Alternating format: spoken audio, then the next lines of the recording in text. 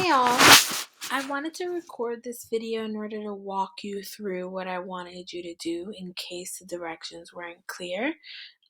Just so you know, this walkthrough will be very confusing if you have not watched the entire Stranger Things clip in the slide before this, so please make sure you go back and do that first before watching this clip. So, I'm going to walk you through some of the things that were happening that let me know that the setting was changing psychologically for the characters. I want you to notice that I started writing my points at 4:55. That means it was 5 minutes in before I started taking any notes. That's because up until that point, we were just getting some background on the characters.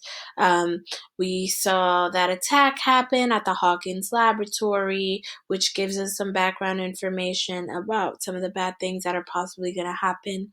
And then we see Will and his friends at Mike's house playing Dungeons and Dragons.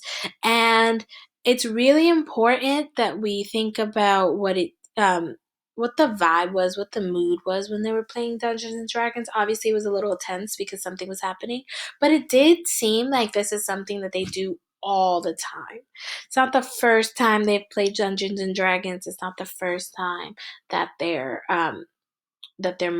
that Mike's mom ran down and told them to stop playing the game, right? This is all normal behaviors that are going on up until 4:55. So let me just read what I included because this is part of the framing as well. Based on the information included by the director, I know that Hawkins, Indiana is a setting that Will and his friends know very well. However, the following changes alert the viewer of how the setting is changing psychologically. So, in that, I established what I just finished talking about, that this is a comfortable setting for the characters, for Will and all his friends, right? It's not their first time in Hawkins, Indiana. They've lived there their whole lives, it seems like. And then things start to change.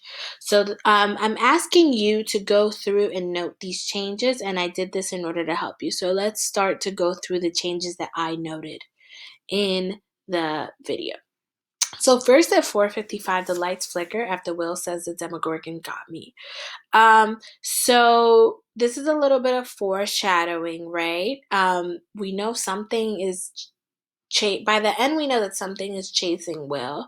But even Mike turns around when the lights flicker at that point, right? It does seem a little ominous, a little strange, a little clue that the director might have included to let us know that the setting is getting a little creepier. Next, the lights on Will's bicycle goes out again. Is another clue that things are getting a little off, things are getting a little creepy. A light is something that gives us comfort, right? It provides guidance for us, and suddenly that's not there. Then he sees a dark shadow outside of his house. And that's at 6:55. He's in his house already, and it's getting really scary, right? He's seeing these dark shadows. The dog has been barking continuously, but at 7:12 it really escalates, and then a shadow appears outside of Will's door. Another clue that the setting is getting really creepy, and that things are going to change psychologically for the characters. Things are getting very scary. This is not just his normal home that he normally feels comfortable in with his mom and his brother. This is getting scary. At 7:20, the door unlatches on its own, which is obviously very scary, right? Especially if you think that something is following you or haunting you. At 7:55, Will has gone to some sort of shed outside, and he gets a weapon ready for his protection.